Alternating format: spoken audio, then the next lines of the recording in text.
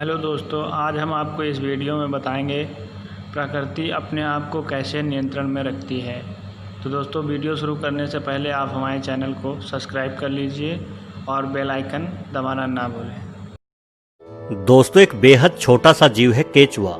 आपको शायद ज्ञात हो कि आदिकाल से ही ये छोटा सा जीव मिट्टी के अंदर रेंगते हुए मिट्टी को फोकी और भुरभुरी बनाता है, जिससे मिट्टी के अंदर नाइट्रोजन और पानी अच्छे से फैलता है। मिट्टी उपजाऊ होती है। उपजाऊ मिट्टी पर अधिक मात्रा में घास आदि उगती है। उस घास को खाकर असंख्य जीवों की भूख मिटती है। कई बार हम किसी बेहद ही बुरी प्रवृत्ति के इंसान की तुलना गिद्ध से कर देते हैं, लेकिन गिद्ध जंगल में सड़ रहे मरे हुए जानवरों को खाते हैं। सोचे, यदि गिद्ध ना हो तो पशुओं के शवों का क्या होगा। शव सड़ेंगे, उनमें विषाणु कीटाणु जन्म लेंगे और पूरी दुनिया महामारियों की चपेट में आ जाएगी। कहने का मतलब यह है कि दुनिया का हर जीव प्राकृतिक संतुलन को बनाए रखने में अपना महत्वपूर्ण योगदान देता है। अब जरा सोचे कि हम इंसानों का इस प्रकृति को बचाए रखने में भला क्या योगदान है। जब हम इंसानों ने एक दूसरे के साथ लड़ना शुरू किया तो अपनी लड़ाई में हमने घोड़ों और हाथियों को भी शामिल कर लिया। भला हमारी आपसी दुश्मनी में उन मासूम जीवों का क्या कसूर था।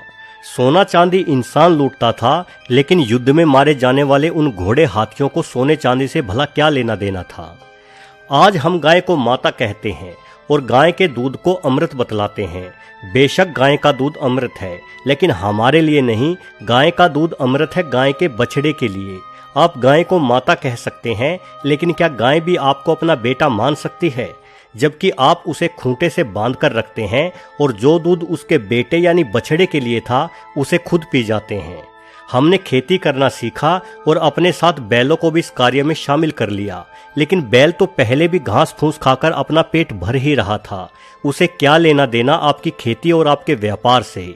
ऊपर से जब वो बैल बूढ़ा हो जाता, हल खींचने के लायक नहीं रहता, तो हम उसे कसाई के सुपुर्द कर दिया करते थे। हमने आवागमन के साधन के रूप में तांगों का प्रयोग शुरू किया।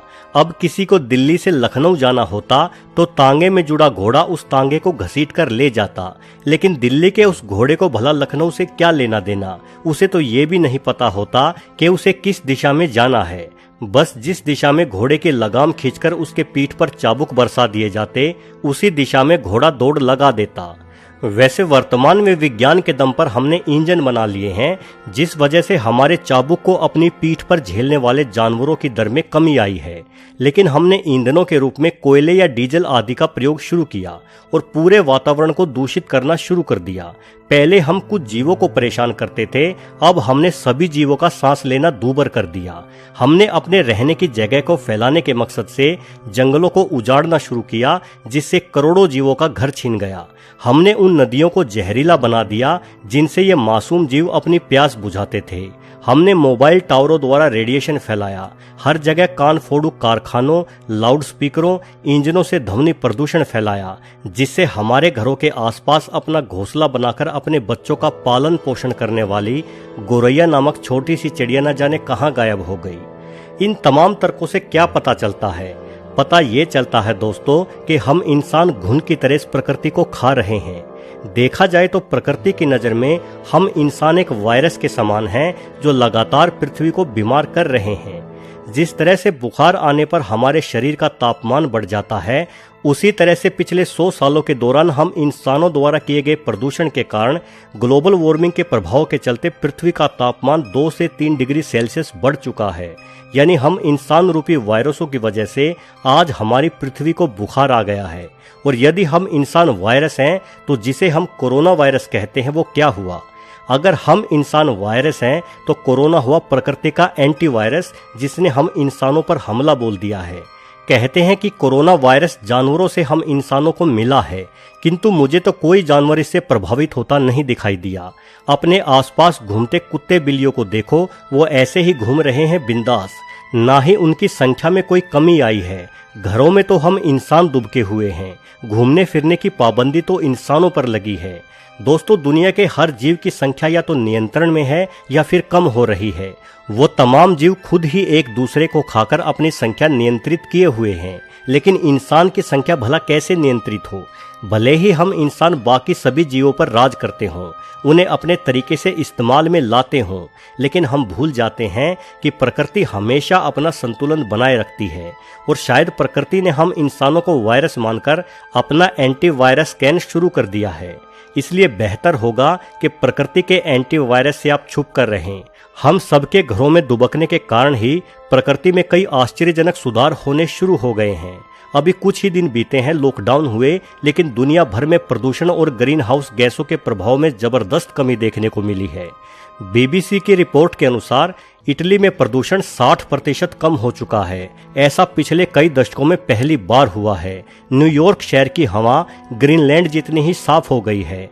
भारत के सभी प्रदूषित शहरों की हवा भी अब उतनी ही साफ है जितनी पहाड़ों की हवा होती है।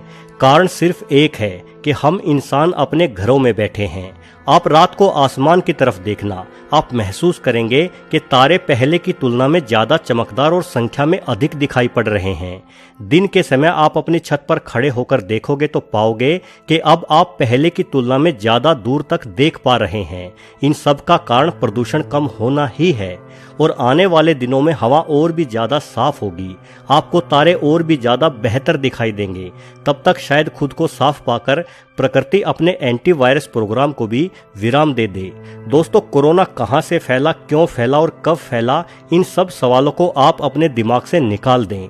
आप सिर्फ ये मानकर चले कि ये प्रकृति का ही एक तरीका है, एक इलाज है उन जख्मों को भरने का जो जख्म प्रकृति को इंसानों ने दिए हैं। इसलिए आप लॉकडाउन का पालन करें, अनावश्यक घर से बाहर ना निकले और जहां है वहीं रहें।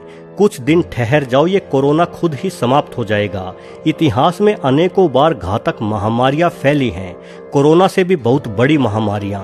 उनकी रोकथाम के लिए इंसानों ने अपनी ओर से भरसक प्रयत्न भी किए हैं, लेकिन मेरी जानकारी के हिसाब से वर्तमान में जो हमारी सरकार ने 21 दिनों के लॉकडाउन की घोषणा की है, उससे बेहतर और सार्थक प्रयास इतिहास में कभी किसी महामारी को रोकने के लिए नहीं किया गया। और ये प्रयास तभी सफल होगा जब सिर्फ सरकार ही नहीं, पूरा देश इसमें शामिल होगा। वीडियो को आखिरी तक पूरा देखने के लिए